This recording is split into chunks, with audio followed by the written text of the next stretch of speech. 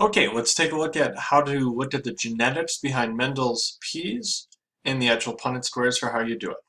So I'm going to start off here. We said that we had our pure breeding yellow peas and our pure breeding green peas. Pure breeding yellow is going to be homozygous dominant, bid Y. Pure breeding green, homozygous recessive. So I'm going to set up my cross bid Y with little y. You put those on the edge of the Punnett square and you carry them in. So what you're going to put in each box here is going to be a combination of the corners. So big Y and little y right there, big Y, little y, like so. Then you want to do a genotype and phenotype count. Remember, genotype is the actual letters, phenotype is the physical appearance. So what I see right here, 4 out of 4 of them are big Y, little y, heterozygous, but remember, due to that dominant gene there, they are going to be yellow. So I have 4 steps for how I like to do Punnett squares. Step 1, you want to actually show your cross. Step 2, set up your Punnett square. Show me what you have on the outside. Step 3, actually complete the Punnett squares. And step 4, do the genotype and phenotype cross. This way, even if you made a mistake when doing it, you can go back and see where the mistake was. I'm not going to lie, 95% of the time the error happens in step 1, making sure you have the right cross. From there on out, it's pretty easy. Make sure you got step 1 done. So this means that when we cross the yellow peas and the green peas, what we saw, every single one of them was a yellow pea. It's because it had that dominant gene from the yellow parent. They were all heterozygous.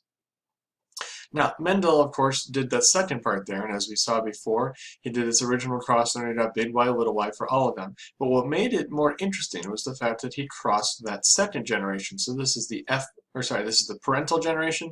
This is the F1 generation, and he crossed it to make the F2. So it's this F1 cross, which is where things got most interesting. So this cross here was between two heterozygous big Y, little y, and big Y, little y. And you set that one up here, and as you go through it like that, you're going to do your genotype and phenotype counts, quarter them, big Y. Half of them are going to be big Y, little y. Now, it doesn't matter if you write the big Y or little y first, but by convention, we always write the capital letter first there. So these ones right here, both big Y, and big Y, little y, are going to be yellow due to the fact that they have that dominant gene. So 1/4 plus 2/4 gives you 3/4 of them will be yellow, and then the remaining 1/4 of them are going to be green.